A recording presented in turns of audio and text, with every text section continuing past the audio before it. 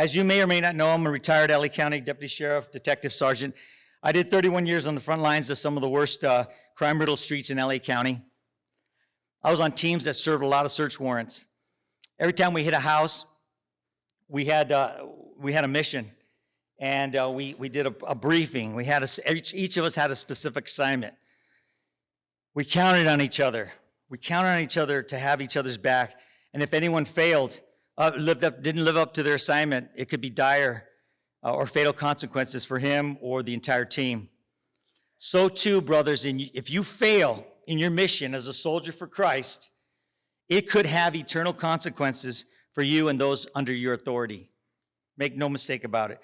This conflict that we face, it's becoming apparent in our culture. Can't you just feel it? We're living in the final confrontation between the gospel and the anti-gospel, between the church and the anti-church, between Christ and the anti-Christ. If we don't choose to believe God's word, follow God's word, know God's word, we are going to be easy prey for all kinds of confusion, all kinds of disorder. Those who are really important choices, there's really important choices you're going to have to make. Some of those choices might be, who am I going to marry? What kind of life am I going to live? How am I going to raise my children? What am I going to do with my time, my talents, and my treasure? So you have to make a choice, and hopefully it's today. Hopefully it's today. Jesus says to each one of us, I came that you might have life and that you might have it abundantly. The question is, do you want that abundant life? As Catholic Christian men, we are in a war. We need to stand in the breach, lock arm in arm, with like-minded men who stand for truth against the enemy. Let's not sacrifice things like reality and truth in the process. This psychological disorder known as gender dysphoria, it's in the news. It's all over our schools. The same communist lefties who say that the age requirement to purchase a rifle should be moved from 18 to 21. Then in the same breath, they said that a 5-year-old should be allowed to choose his gender. How asinine is that, right? The LGBTQ, they violate the natural law, and they're forcing their way into high positions in the church. It's a shame. Our church is under attack.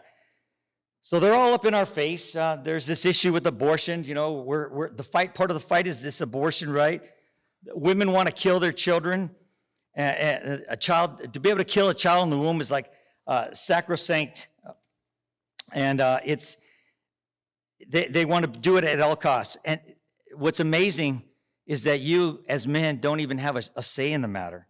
Even a king or a prince or a prime minister or a president of a foreign country could not even prevent his own spouse, mother of his child, from killing his child if she came to America and announced that in a week she had an abortion scheduled.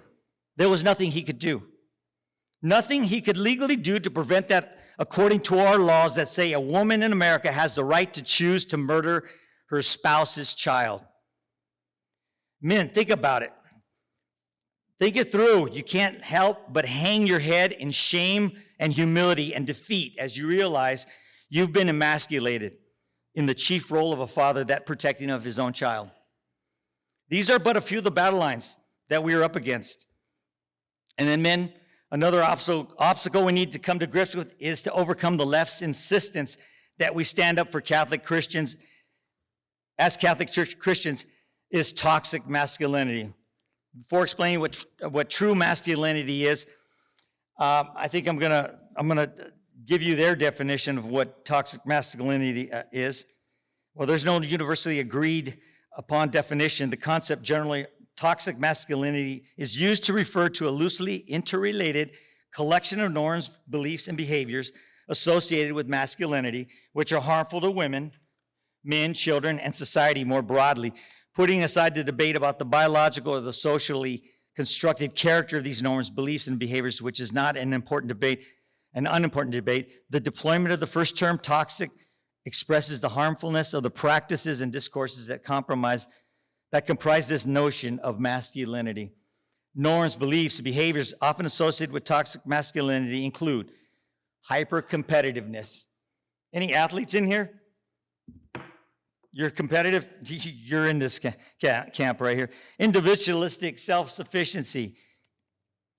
All right, tendency towards or glorification of violence.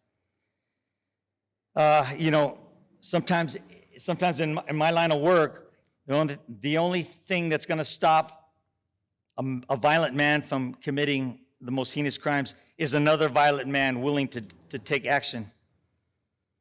Right? Then there's chauvinism, sexism, misogyny, rigid conceptions of sexual gender identity and roles, heteronormativity, entitlement to sexual attention from women, objectification of women, and the infantilization of women. This list is not meant to be exhaustive, and and not every instance of toxic masculinity would need to contain all of these elements. But that's taken right from a left's handbook, and this woke depiction of men has led to a world of effeminate men, especially among millennials, Gen X's, Gen Y's, and Gen Z's. I don't know all the gens, but there's a number of them. So what is effeminacy? You need to know that term. It's not referring to being female. It's a reluctance to suffer due to an attachment to pleasure. It's a reluctance to suffer due to an attachment to pleasure.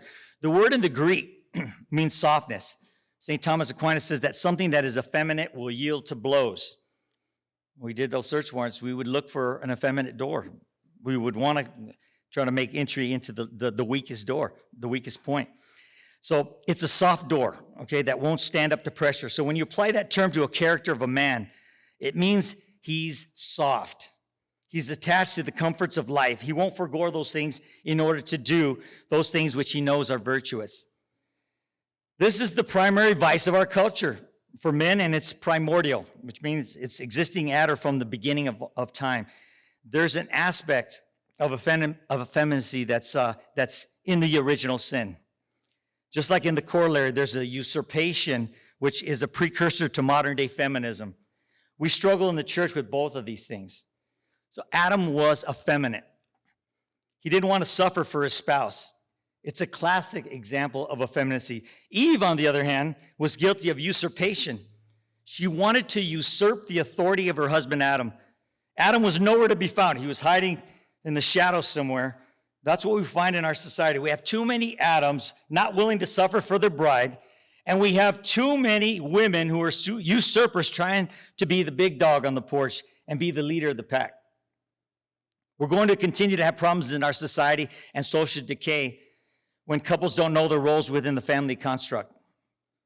The devil is having his way with these types of families. On the other hand, the devil fears when he sees order, when he sees the husband and the wife have a proper structure, a proper order to their marriage. It affords a protection to the family. When he sees disorder, the man is effeminate and the woman is a usurper.